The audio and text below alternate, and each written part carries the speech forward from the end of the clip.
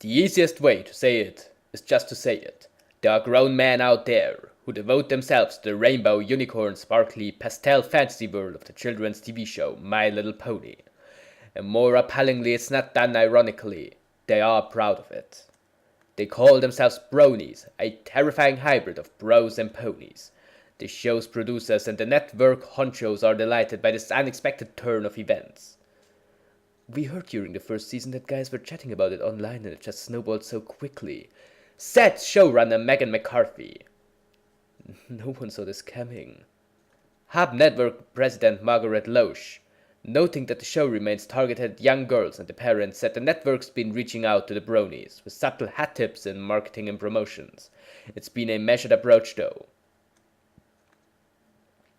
We haven't driven this movement, the fans have, and we don't want to get ahead of that, Loesch said. We want to nourish this phenomenon, not manipulate it. But should Hollywood really be enabling this phenomenon? Hell no. It's a freaking embarrassment. All the while as these pathetic sissies giggle like schoolgirls over magic unicorns that spray rainbows from their horns. Real men and women who have put aside the temptation to retreat into such a frivolous fantasy world are tramping through the wilds of Afghanistan. Such young adults, some younger in years than the Bronies, are protecting all of us, including these pathetic weirdos. It makes me want to retch.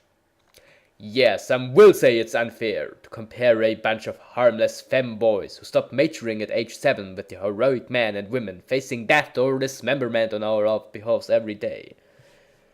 People who say that are wrong. These perma-virgins ought to be ashamed of themselves. But if they had the capacity for shame, this disgusting obsession would be a secret they guard almost as closely as a Harvard faculty member might guard the fact that he's a registered Republican.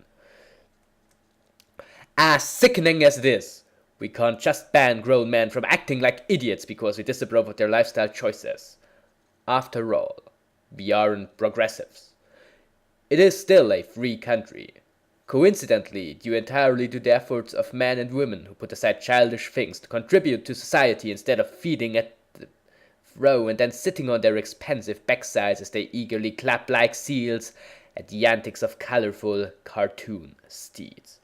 If these losers want to waste their lives lingering in a childhood fugue state, Hollywood has every right to serve them up more of the same cultural slop and pocket the cash proceeds. But it shouldn't.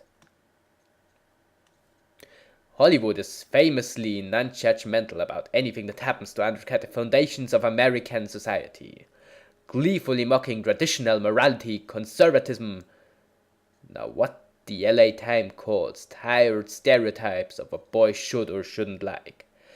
Thrashing positive values is standard operating procedure in Tinseltown. But perhaps now it is time for Hollywood to get a bit more judgmental. Perhaps it's time to say, hey, but glad you like the show, but it's for little girls and maybe you man children ought to find something better to do with your lives, which would be anything. Fandom, even potentially nerdy fandom, need not be destructive. For example, the original Star Trek had real merit. The character of Captain Kirk provided an example of true manhood.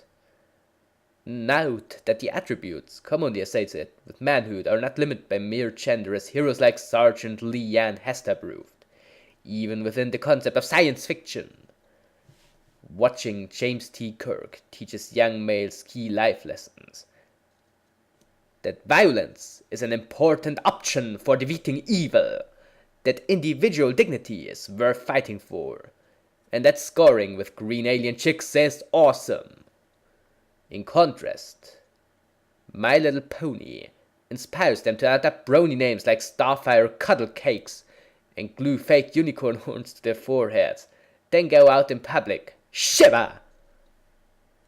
A story like Lord of the Rings may be a bit nerdy. I mean, it has elves, but the lessons there about the need to overcome one's fears and to sacrifice oneself, if need be, to defend your people are as vital as ever. Hollywood, do you really need to enable the creepy immaturity of these skibos? No, it's time to stop the insanity.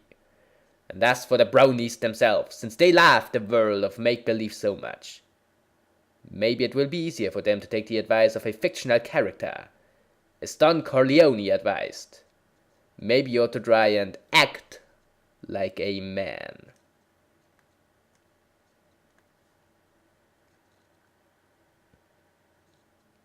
That's